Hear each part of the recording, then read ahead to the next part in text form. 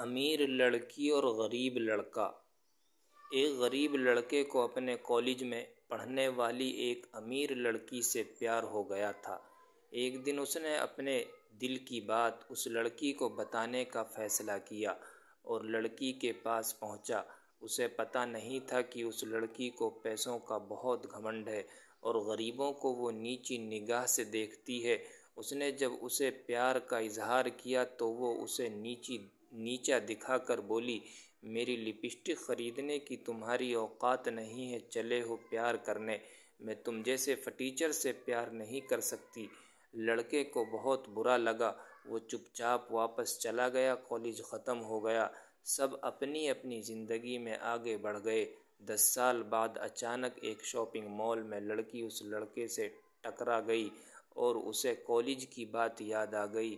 وہ پھر لڑکے کو نیچا دکھاتے ہوئے بولی، ارے تم تو وہی ہو جس نے کالج میں مجھے پرپوز کیا تھا، کیا کر رہے ہو آج کل؟ خیر جو بھی کر رہے ہو، میں تمہیں بتا دوں کہ میری شادی ہو گئی ہے اور میرے ہسبینڈ ایک بہت بڑی کمپنی میں مینیجر ہیں، مہینے کے 5 لاکھ کماتے ہیں۔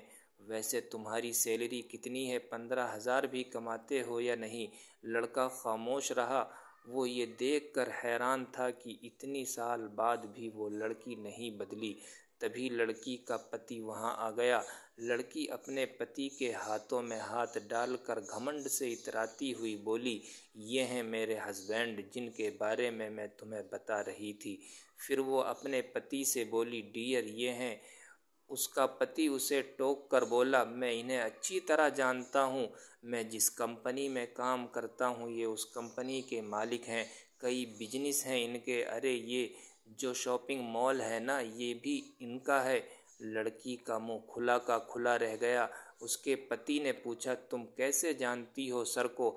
ہم ایک ہی کالج میں تھے۔ لڑکی دھیرے سے بولی، ارے تب تو تم اس گھمنڈی لڑکی کو ضرور جانتی ہوگی جس نے سر کے غریبی کے کارن ان کا پیار ٹھکرا دیا تھا اور بہت بے عزت کیا تھا۔ سر نے اسی دن ٹھان لیا تھا کہ زندگی میں ایک بہت بڑا مقام حاصل کرنا ہے۔ آج وہ لڑکی سر کو دیکھ کر تو ضرور پچھتائے گی۔